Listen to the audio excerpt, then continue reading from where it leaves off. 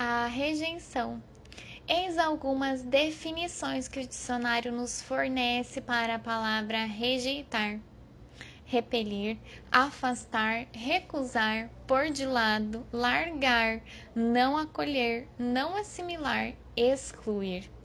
Muita gente tem dificuldade em estabelecer a diferença entre rejeitar e abandonar. Abandonar alguém é afastar-se dele em prol de outra coisa ou outro alguém. Ao passo que rejeitar uma pessoa é rechaçá-la, não querer tê-la ao seu lado ou em sua vida. Aquele que rejeita usa a expressão eu não quero, enquanto que abandona prefere dizer eu não posso. A rejeição é uma ferida muito profunda, pois aquele que sofre por causa dela se sente rejeitado em seu ser e principalmente em seu direito de existir. Entre as 5 feridas, ela é a primeira a se manifestar na vida de uma pessoa. A alma que regressa à Terra com o objetivo de trabalhar essa ferida, vive a rejeição desde o nascimento e muitas vezes até mesmo antes de nascer. Tomemos o exemplo do bebê não desejado, aquele que chega, como se costuma dizer, por acidente. Se a alma dessa criança não quitar o sentimento de rejeição, ou seja, se não conseguir ficar bem e ser ela mesma apesar desse sentimento, o bebê viverá necessariamente tal rejeição. Um exemplo flagrante é o caso do recém-nascido que não é do sexo desejado pelos pais. Existem naturalmente outras razões pelas quais um dos pais rejeita o filho. O importante aqui é perceber que só as almas com necessidade de viver essa experiência serão atraídas para um ou para ambos os pais que rejeitarão o filho. A partir do instante em que o bebê passa a se sentir rejeitado, ele começa a fabricar uma máscara nas inúmeras regressões ao seu estado fetal que assisti,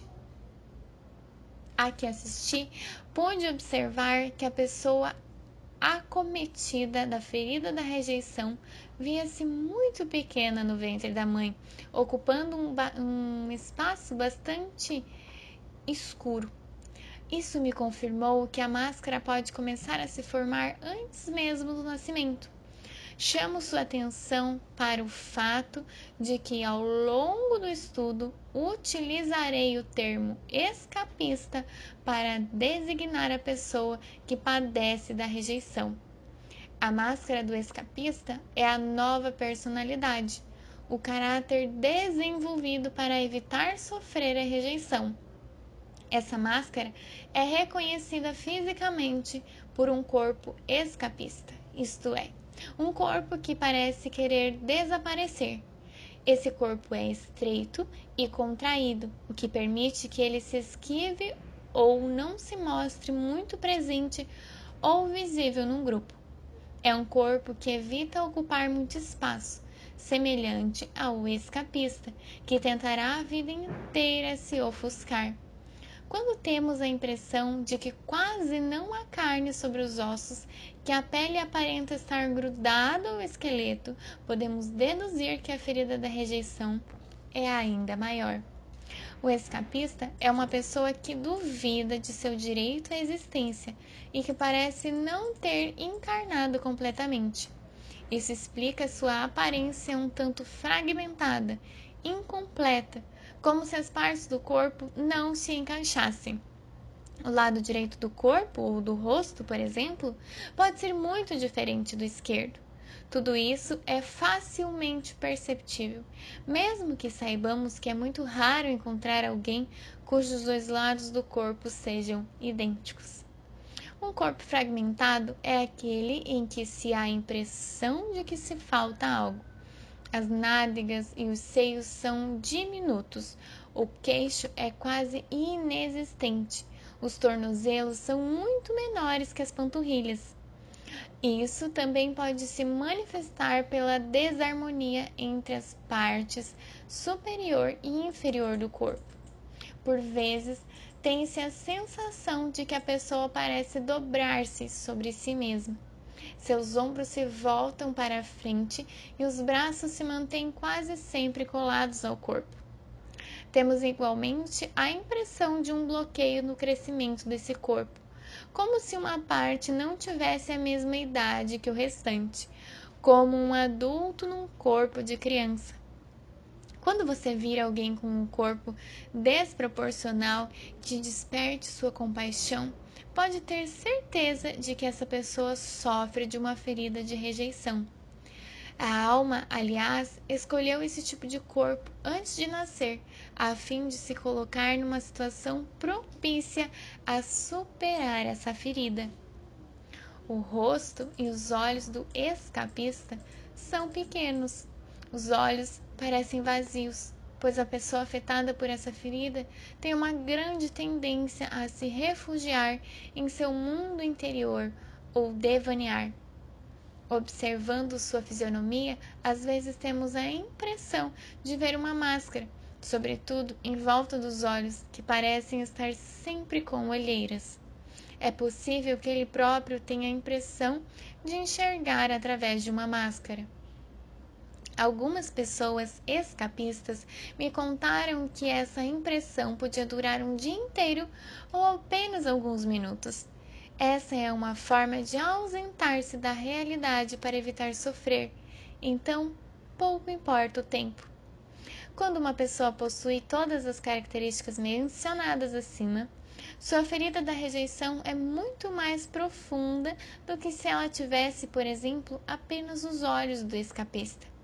Quando o corpo de alguém revela cerca de 50% das características físicas do escapista, podemos deduzir que ele utiliza sua máscara para se proteger da rejeição cerca de 50% do tempo. Seria o caso, por exemplo, de uma pessoa extremamente gorda, com tornozelos e músculos, ter apenas uma parte do corpo correspondente às características do escapista. Indica que a ferida da rejeição é menor. Usar uma máscara significa não sermos nós mesmos. Acreditamos desde muito jovens que ela nos protegerá. A primeira reação de uma pessoa que se sente rejeitada é fugir. A criança, prestes a criar para si uma máscara de escapista, ao sentir a rejeição, é aquela que viverá a maior parte do tempo em seu mundo imaginário, o que explica porque ela é, em geral, bem comportada e sossegada, não criando problemas e não fazendo barulhos. Ela se diverte sozinha em seu mundo imaginário, erguendo castelos e fantasiando histórias. Pode inclusive achar que quando o bebê foi trocada no hospital ou que foi adotada. É o tipo de criança que inventa todos os motivos para não ficar em casa, que deseja, por exemplo, correr para a escola, mas que uma vez na escola, sentindo-se rejeitada ou se rejeitando, também não reconhece aquele ambiente como seu mundo. Uma senhora chegou a me contar que se sentia uma turista nos tempos de escola. Na verdade, porém, esse tipo de criança quer que percebamos que ela existe mesmo não acreditando muito em seu direito de existir. Como exemplo disso, pensa numa garotinha que se esconde atrás de um móvel no momento em que seus pais estão com visitas em casa. Ao constatarem sua ausência, todos se põem a procurá-la, mas mesmo vendo a preocupação geral, ela não deixa seu esconderijo e rumina: não quero que me encontrem, quero que eles se deem conta de que existo.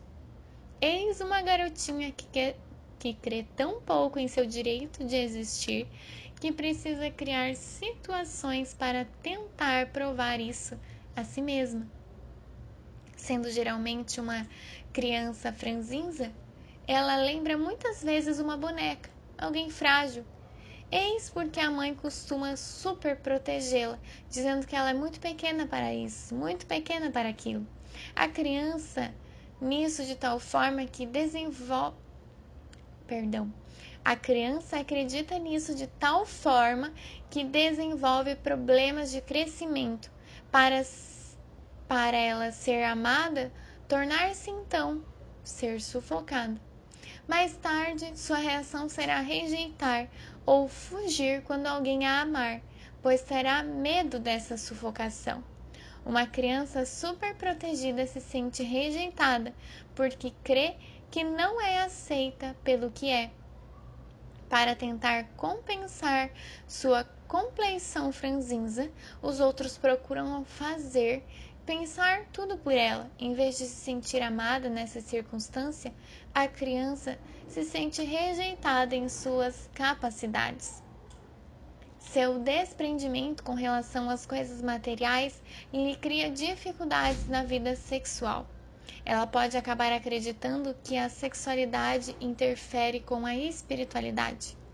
Várias mulheres escapistas já me disseram que julgavam que o sexo não era espiritual, sobretudo depois de se tornarem mães. Quando ficam grávidas, é comum os maridos se recusarem, inclusive a fazer amor com elas. As pessoas escapistas têm dificuldade em conceber sua necessidade de sexualidade como um ser humano normal, ou atraem situações em que são rejeitadas pelo plano sexual pelo parceiro, ou se distanciam completamente da própria sexualidade. A ferida da rejeição é vivida com o genitor do mesmo sexo. Se você se reconhece na descrição de uma pessoa que se sente rejeitada, isso quer dizer que você viveu essa rejeição com seu pai. Se você for homem, ou com sua mãe, se for mulher. Esse pai ou essa mãe, portanto, foi o primeiro a contribuir para despertar sua ferida já existente. Então é normal não aceitá-lo e censurá-lo a ponto de odiá-lo. O genitor do mesmo sexo tem como função nos ensinar a amar, a nos amar e a dar amor. O genitor do sexo oposto nos ensina a receber amor. Ao não aceitar aquele de seus pais que tem o mesmo sexo que o seu, também é normal decidir não elegê-lo como modelo. Se você se julga com essa ferida, essa não aceitação explica suas dificuldades em se aceitar e se amar. O escapista se julga sem valor, uma nulidade, um inútil. É por essa razão que ele vai tentar, por todos os meios, ser perfeitos, para se valorizar a seus olhos e aos dos outros. A palavra nulidade e as suas variantes estão bastante presentes em seu vocabulário. Quando ele fala de si ou dos outros, ele é capaz de dizer coisas como: meu chefe me dizia que eu era insignificante, então fui embora. Minha mãe é inútil em tudo que se refere a tarefas domésticas. Meu pai sempre foi um zero à esquerda para minha mãe, assim como meu marido é comigo. Não a censuro por ter ido embora. Também utilizamos a palavra nada no mesmo sentido de nulidade, por exemplo. Sei que não valho nada, que os outros são mais interessantes do que eu. Pouco importa o que eu faça, nunca dá em nada, tenho sempre que recomeçar. Faça o que quiser, isso não me afeta em nada. Certa vez, um homem escapista contou durante um workshop que se sentia inútil e imprestável diante do pai. Ele disse: quando ele fala comigo, me sinto derrotado, sinto falta de ar e só penso em escapar. Sua presença é o suficiente para me oprimir. E uma senhora escapista me contou que aos 16 anos de idade decidiu que sua mãe não significava mais nada para ela, quando essa lhe disse que ela podia desaparecer ou morrer, pois isso seria mais oportuno. Para escapar, desligou-se por completo da mãe. É interessante observar que é principalmente o genitor do mesmo sexo que incentiva a fuga da criança que se sente rejeitada. Uma situação muito comum de acontecer é a da criança que diz que quer sair da casa e a quem um dos pais diz: boa ideia, Pode ir, assim ficaremos livres de você. A criança se sente então ainda mais rejeitada e o odeia ainda mais aquele que lhe disse isso. Esse tipo de situação acontece com um genitor que também tem a ferida da rejeição. Ele estimula a fuga porque, mesmo não tendo consciência disso, o recurso lhe é familiar. A palavra inexistente também faz parte do vocabulário do escapista.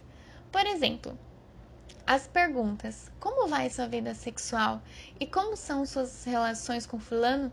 Um escapista responderá inexistente, quando a maioria das pessoas diria simplesmente não vai bem. Ele utiliza também a palavra sumir. Dirá, por exemplo, meu pai chamava minha mãe de vagabunda e eu queria sumir. Ou eu queria que meus pais sumissem.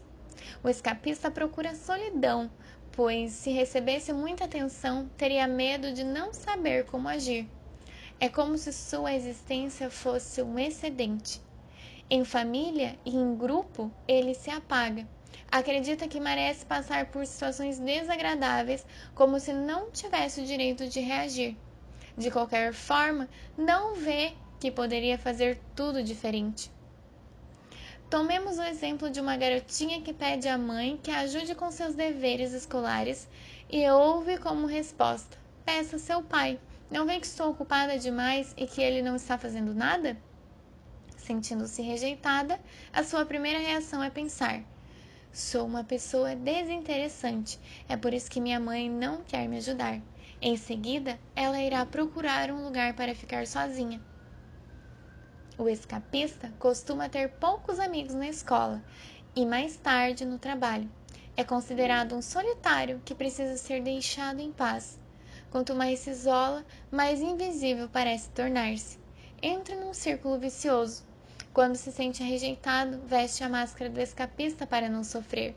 Então, torna-se tão apagado que os outros não o enxergam mais. Vê-se cada vez mais sozinho e acha aceitável sentir-se rejeitado.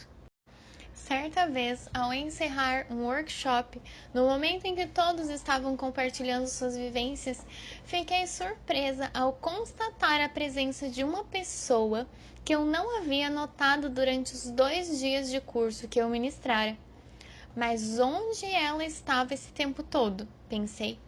Pouco depois me dei conta de que ela tinha um corpo de escapista e que deu um jeito de não falar e não fazer perguntas durante o evento, sentando-se atrás de todo mundo de maneira a não ser vista.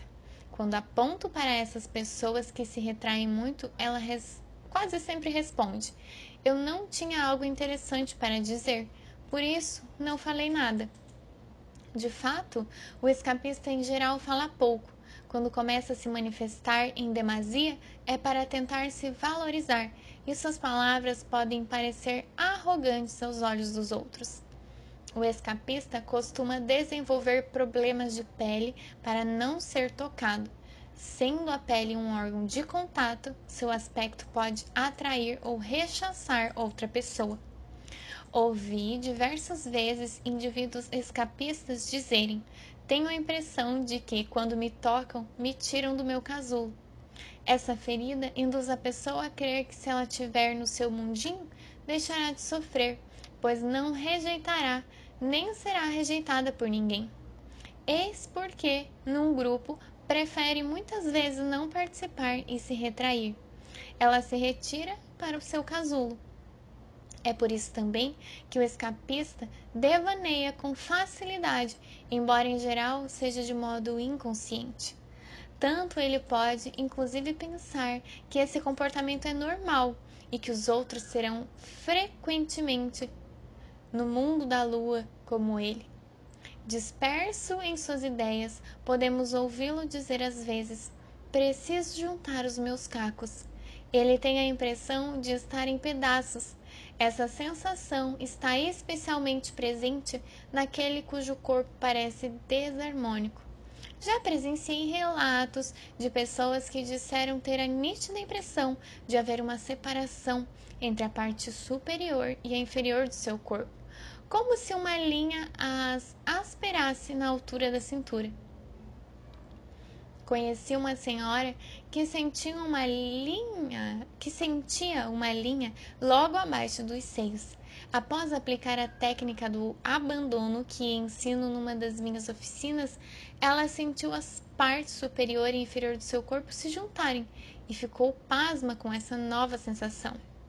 Isso lhe permitiu compreender que desde a infância ela não sabia o que era estar verdadeiramente em seu corpo. Ela não sabia o que significava estar conectada com a Terra.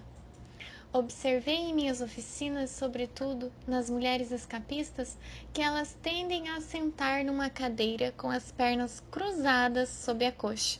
Não tendo os pés bem conectados ao solo, elas podem evadir-se mais facilmente. O fato de terem pagado o curso indica que, embora sintam dificuldade para se integrar, uma parte dela quer estar ali. Digo-lhes então que elas têm a opção de devanear e perder os acontecimentos, ou ficar conectadas e participar dos fatos.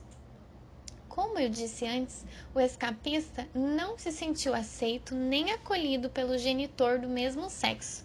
Isso não quer dizer que este necessariamente o rejeitou.